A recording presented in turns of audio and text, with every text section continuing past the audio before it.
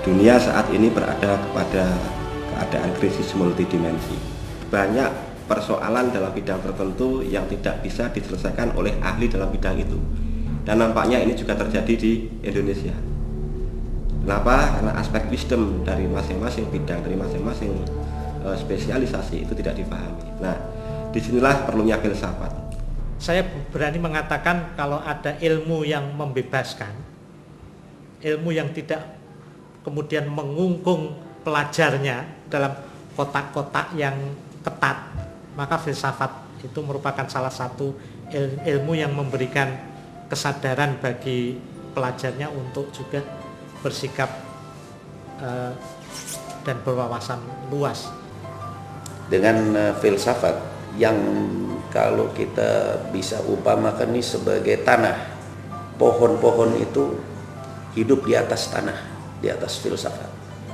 Pohon-pohon itu adalah heterogenitas dari rakyat Indonesia, bermacam-macam, dari berbagai suku, dari berbagai lapisan, juga ilmu, profesi, dan lain-lain. Itu pohon-pohon di dalam kebun yang begini besar, yaitu kebun atau mungkin hutan Republik Indonesia.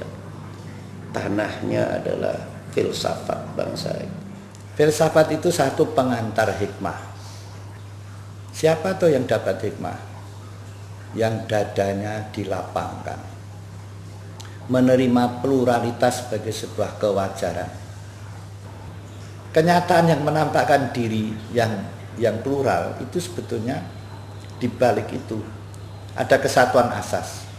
Yang ingin kita kembangkan yaitu adalah pengembangan pemikiran-pemikiran multikultural. Karena Indonesia yang kita tahu banyak suku, banyak bahasa, banyak budaya dan lain sebagainya. Nah, ke depan kita ingin mengembangkan pemikiran-pemikiran multikultural ini. Arti kedua, filsafat adalah sistem hakikat. Dimungkinkan filsafat itu merangkum seluruh ilmu-ilmu khusus. Nomor 3, sinoptik eksistensial. Penglihatan menyeluruh terpadu tentang makna kejadian. Kita begitu pendek umur kita, tapi kesimpulan keberadaan kita tidak boleh kalah dengan kesimpulan kalau bentangan alam nanti kembali digulung. Filsafat adalah induk segala ilmu pengetahuan. Di dalam filsafat itu sendiri kan diajarkan bahwa persoalan manusia, persoalan kemanusiaan sebagai objek material dari filsafat itu ternyata tidak bisa diselesaikan oleh satu disiplin ilmu semata-mata. Itu dibutuhkan pendekatan baik inter maupun multidisipliner. Ciri khas filsafat itu kan radikal. Tidak melihat persoalan itu hanya dari fenomennya saja, tetapi akar persoalannya apa. Jadi di sini kita melihat karakteristik filsafat sesungguhnya bisa kita kembangkan di dalam rangka membangun masyarakat yang holistik tadi, yang tidak hanya melihat secara parsial, tidak hanya melihat secara fenomenal saja, tidak hanya melihat persoalan-persoalan itu terputus saja, tetapi sungguh-sungguh merupakan persoalan yang utuh, sehingga kita akan melihat dari sisi manapun, dari sudut pandang manapun. Bahwa dengan pemikiran yang radikal, komprehensif, dan integral, filsafat diharapkan mampu menemukan aspek wisdom dari berbagai bidang spesialisasi, dari berbagai aspek kehidupan. Disinilah letak aplikatifnya filsafat. Filsafat pada akhirnya akan memberikan wawasan, akan memberikan peluang bagi pelajarnya untuk lebih terbuka, dan memberikan motivasi bagi pelajarnya untuk melakukan pendekatan-pendekatan tidak hanya secara parsial tetapi holistik, juga pendekatan yang inter maupun multidisipliner.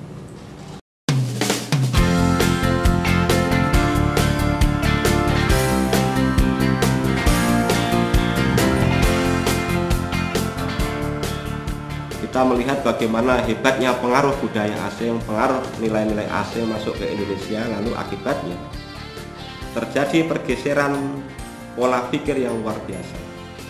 terjadi pergeseran pola tingkah laku yang luar biasa. Bahkan terjadi pergeseran orientasi hidup yang luar biasa.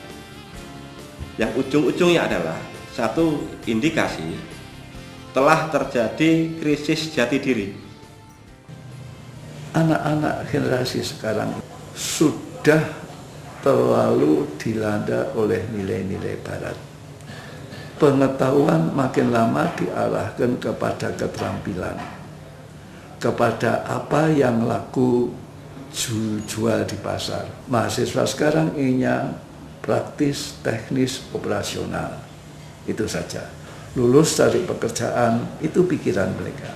Jadi pemikiran orang sekolah itu, sekolah untuk mencari pekerjaan, itu salah. Pendidikan adalah untuk meningkatkan kebudayaannya manusia, civilization. Inti pendidikan ialah menangkap hubungan batini di antara fenomena-fenomena. Misteri kehidupan itu. Yang terpenting adalah memahami kejadian kita. Bacalah kejadian. Di orang yang ahli, orientasi hidupnya betul, lenging cipta wis gumeleng. Percayalah, dengan tingkat kebudayaan kita yang tinggi, semua pintu terbuka, termasuk untuk ekonomi, untuk lapangan kerja dan lain-lain.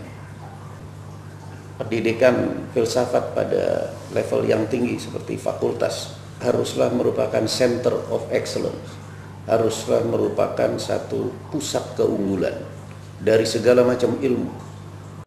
Menjadi lebih urgent lagi posisi dari filsafat di Indonesia ini, filsafat Pancasila. Dan filsafat Pancasila itu sentranya adalah di UGM, Fakultas Filsafat UGM, sejak Profesor Notonegoro guru saya. Untuk memperkuat posisi dan kualitas Fakultas Filsafat, Pak Notonegoro oleh Pak Masuri dikirim ke Belanda untuk mencari kerjasama. Kerjasama dapat dirintis dengan Universitas Leiden di Belanda. Sekarang hari ini di Fakultas Filsafat itu telah diakreditasi sehingga di samping pendidikan S1 juga pendidikan program pasca sarjana. Filsafat masih dianggap mempunyai eksistensi yang cukup kredibel. Itu terbukti dari setiap tahun tidak kurang peminat yang masuk S2 dan S3. Kita menerjemahkan visi filsafat, pengembangan filsafat itu dengan mengembangkan fokus studi. Fokus studi. Jadi ada 4 fokus studi. Fokus studi filsafat ilmu dan teknologi, filsafat etika, filsafat politik, dan religi dan budaya. Diharapkan dengan fokus studi etika atau filsafat moral, persoalan moralitas, pergeseran nilai-nilai moral, pergeseran pola tingkah laku, penjungkir balikan nilai baik buruk, itu akan segera dapat diklarifikasi, dapat diperjelas, dapat dijernihkan, dan lebih dari itu dapat ditemukan alternatif bagi solusi. Moralitas bangsa Indonesia itu dalam keadaan krisis. Kita itu kan seringkali tidak membangun kesadaran untuk mengambil keputusan tindakan, tapi memaksa. Misalnya orang harus dipaksa memakai ideologi tertentu, orang dipaksa harus mengambil keputusan tindakan tertentu, walaupun sesungguhnya hati nuraninya tidak mendukung. Lulusan filsafat yang menekuni fokus studi filsafat etika diharapkan mampu menyodorkan alternatif bagi solusi terhadap persoalan-persoalan moral. Masyarakat atau bangsa yang sehat itu kan masyarakat yang bebas. Yang kedua itu masyarakat yang sadar. Sehingga ketika kebebasan dan kesadaran itu berfungsi secara optimal, maka otomatis akan terjadi satu bentuk masyarakat yang bertanggung jawab. Dan itu saya kira menjadi satu masyarakat yang indah, satu masyarakat yang ideal.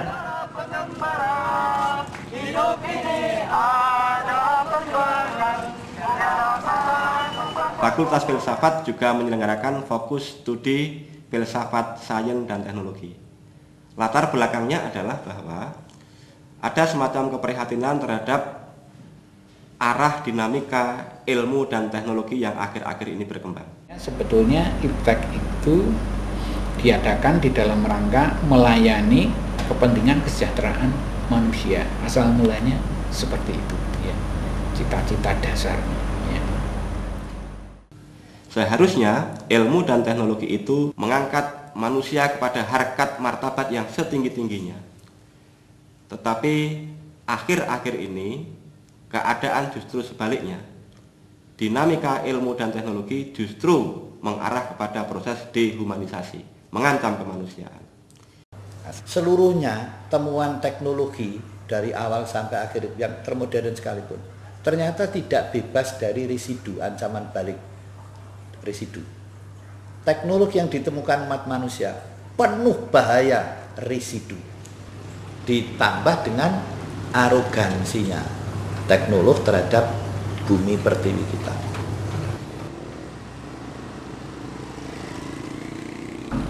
Nah, itu makin banyak keinginannya, dia makin menciptakan teknologi sehingga bisa untuk mengeksploitasi alam.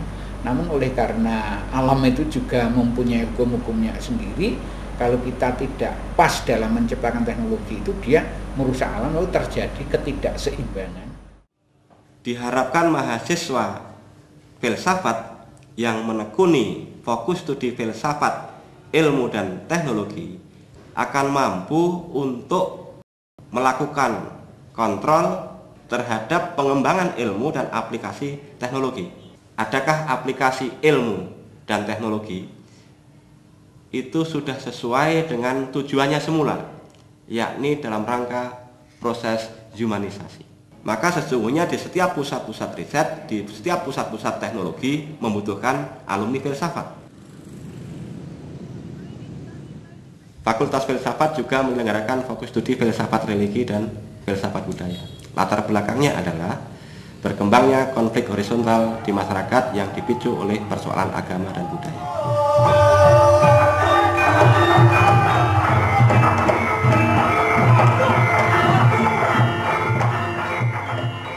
Agama dan budaya yang seharusnya mendatangkan rasa aman, rasa tentram, rasa bahagia bagi manusia, tapi justru menjadi pemicu konflik.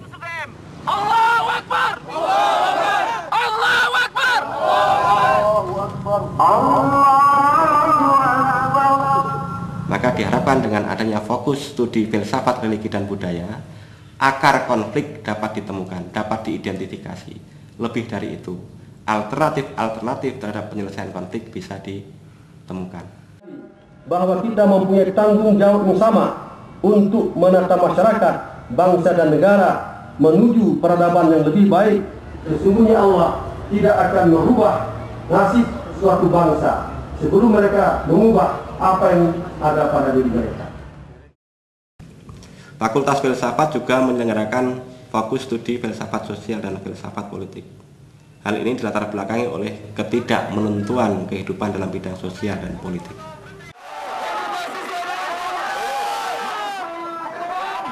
Orientasi kehidupan dalam bidang sosial dan politik sudah sedemikian kabur. Ini sungguh memprihatinkan.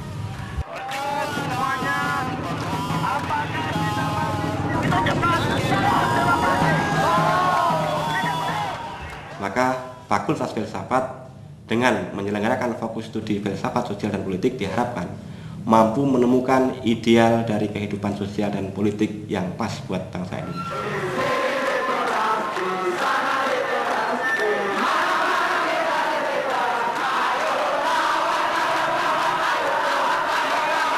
Kita problem sosial politik kita bukan hanya multi kompleks, multidimensi. Saya kira kalau kita petanin satu-satu masalah sosial politik terlalu banyak, nggak selesai.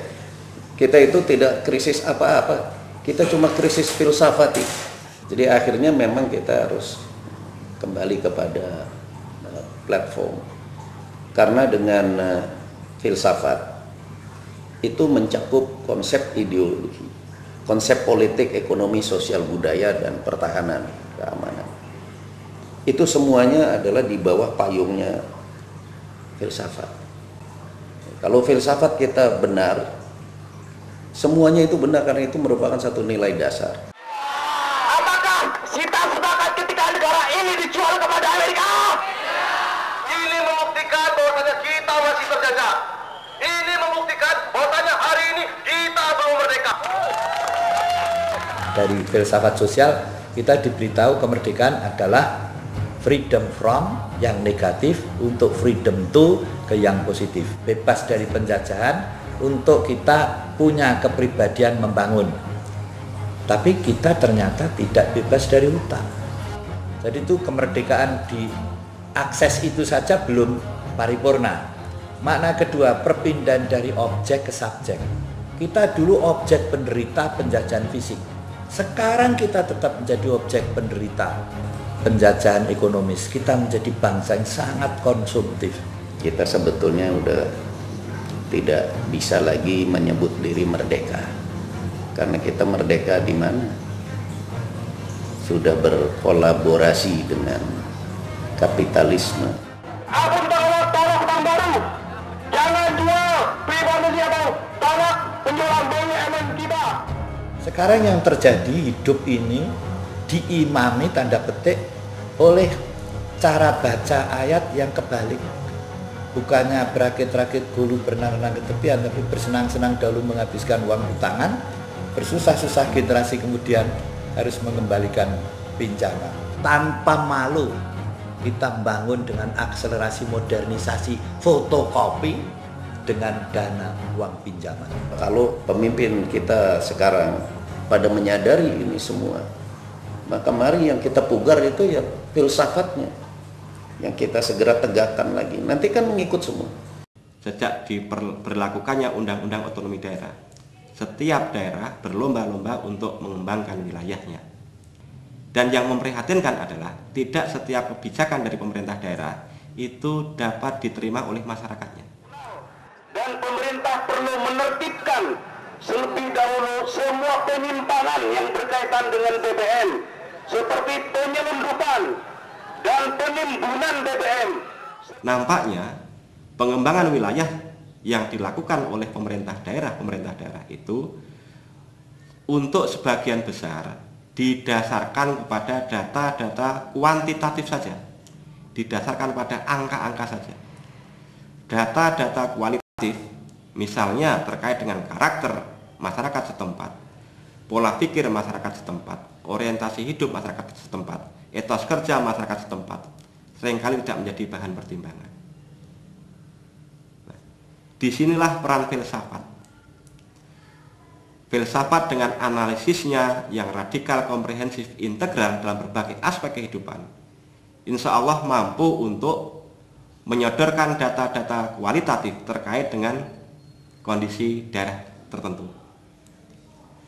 Mahasiswa Fakultas Filsafat yang menekuni fokus studi filsafat sosial dan politik setelah lulus diharapkan dia mampu mengenali karakter-karakter masyarakat, sehingga dari situ diharapkan dia mampu mengembangkan suatu rumusan sosial yang ideal, mampu untuk menemukan jati diri perpolitikan Indonesia, tetapi dengan satu karakter yang khas, berpolitik secara lebih bijaksana.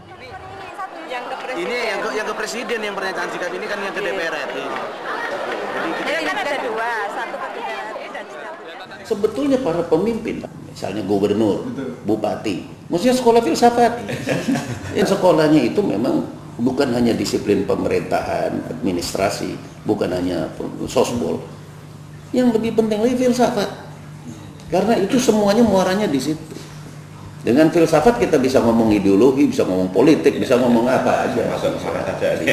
Jadi semua kalau pemimpin itu kata Aristoteles memang harus filsafat. Outcome yang kita harapkan ke depan itu adalah outcome yang mampu menjawab tantangan di masa depan itu, yaitu yang seperti saya katakan tadi, ada 4 fokus itulah yang kita harapkan dapat menjawab kebutuhan masyarakat di masa depan. Yang namanya problema mengancam dunia, Indonesia yang hampir-hampir kehilangan semangat atau roh karena sudah kebelet utang. Jadi kemerdekaan yang belum tuntas, freedom from freedom itu dari objek ke subjek juga belum, otonomi yang salah kedaden. Fakultas Filsafat itu bisa berbuat apa? Kami yang dengan tekun mengamati dari orde ke orde, hasilnya seperti ini. Pemilu ke pemilu berapa triliun yang ditebar mau. Maka kami menyiapkan saf demi saf, angkatan demi angkatan, malaikatu wal rusafan safa, dengan karya nyata. Memang sudah selayaknya lah Fakultas Filsafat UGM ini menjadi pusat keunggulan. Revolusi 45 harus diruncingkan menjadi revolusi spiritual, revolusi hati nurani, revolusi batini, tanpa huru hara, tanpa berdarah-darah. Harus ada sebuah ibu kota budaya kultural spiritual yang melahirkan angkatan muda yang dibimbing oleh kesadaran kosmis Ruhul Kudus, Ruhul Amin. Ibu kota budaya kultural spiritual identik dengan filsafat